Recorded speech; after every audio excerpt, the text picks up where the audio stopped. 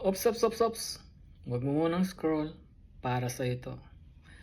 Mahilig ka ba sa kape? Pero iniwan ka pa rin niya. Lagi kang nasasaktan. Laging nagdurugo ang iyong puso.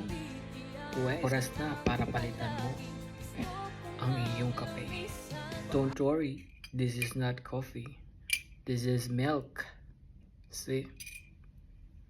Baka ang iyong kape ay hindi matapang, hindi kapeng barako, hindi kanya kayang ipaglaban kaya ka laging nasasaktan. Try mo uminom ng gatas.